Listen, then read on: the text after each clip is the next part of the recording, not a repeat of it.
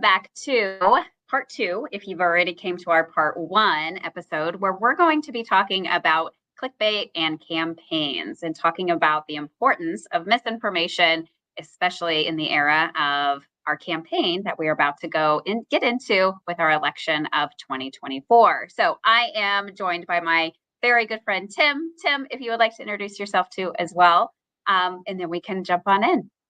All right. I'm Tim Arnold, District E-Learning Specialist with Richmond Community Schools. And along with my pal Stevie here, we are digital innovation coaches for Keep Indiana Learning. And that's how we're working on this project and coming to you today. Yes, and we are so excited to be able to talk about such important topics.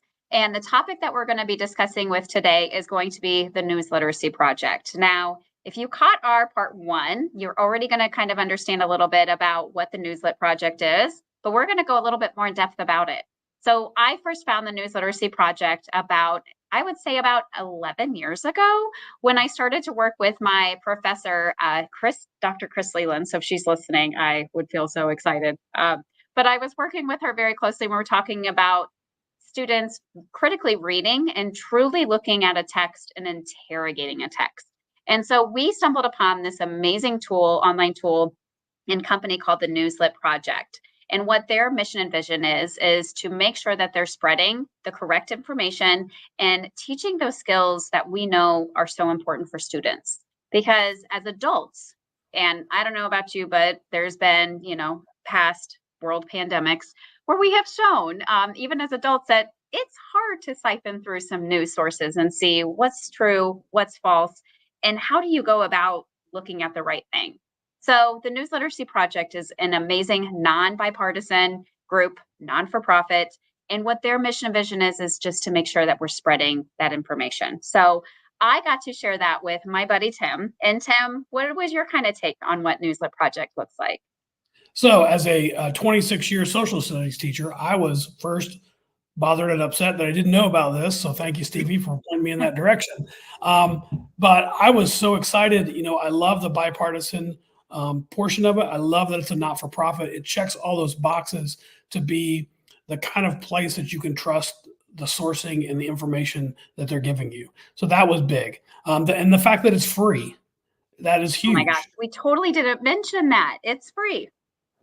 Yeah. So there's not anything about it that I don't like. And the more I've gotten into it, the more I like it. It's such an essential thing for kids to do and for adults to do.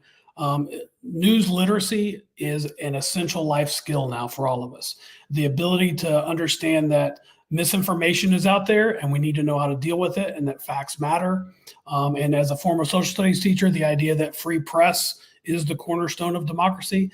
All of those things are included in their mission, and all of those things are indicated by the things that they put out in front of us here as a part of the News Literacy Project.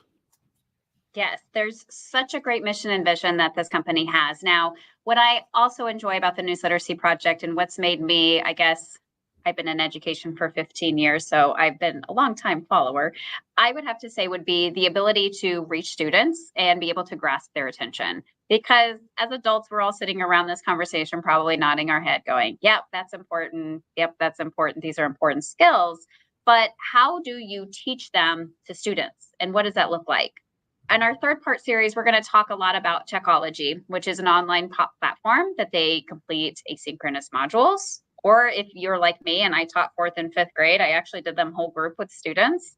But there's a lot of really great lessons. And right within the News Literacy Project, you can go into the website and find some of these really great resources that they have. Infographics are in there too as well. And these are just ready-made lessons that you can start using with students tomorrow.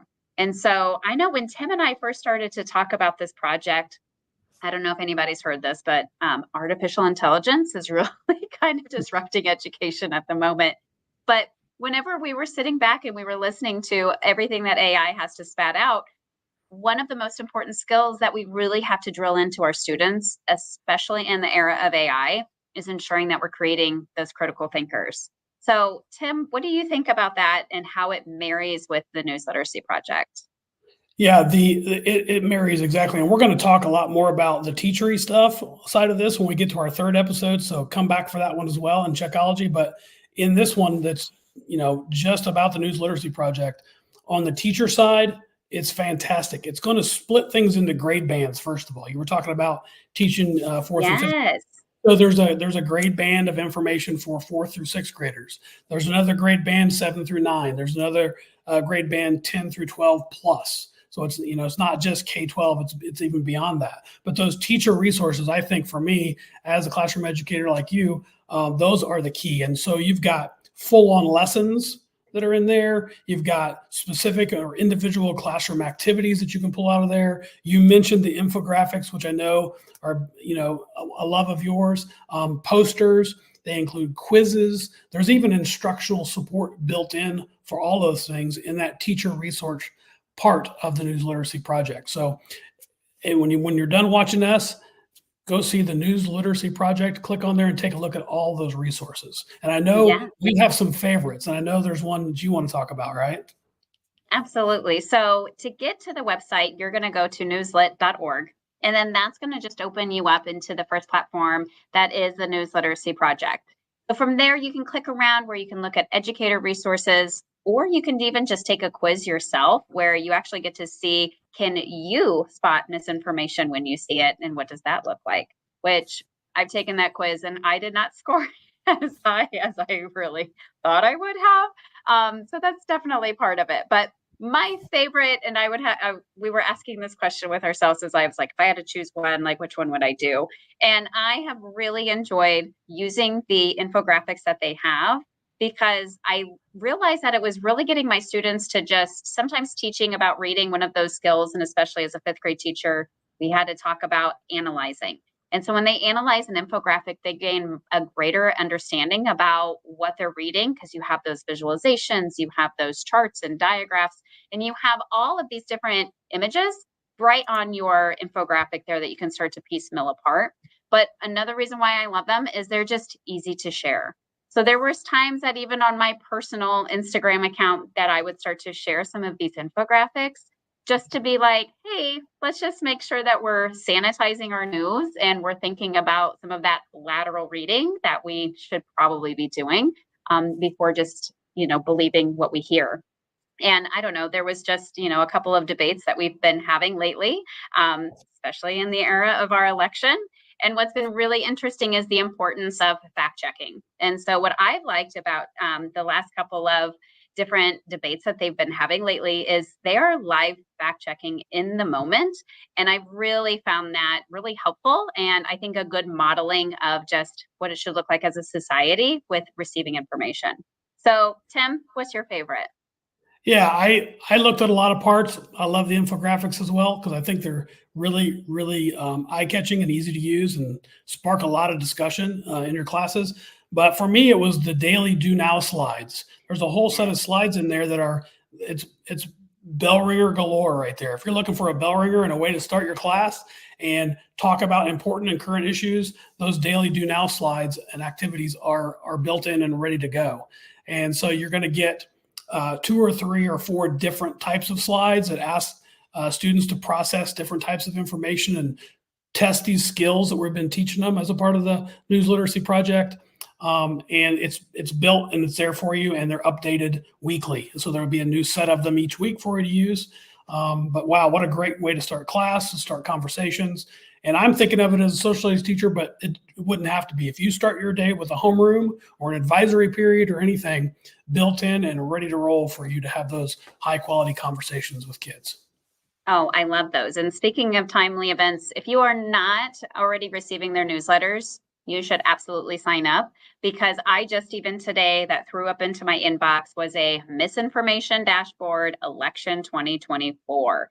And everything on this dashboard is exact fact checking. And then it also talks about like conspiracy theories and it gives all of these different examples all in one little space, which I just think is so helpful.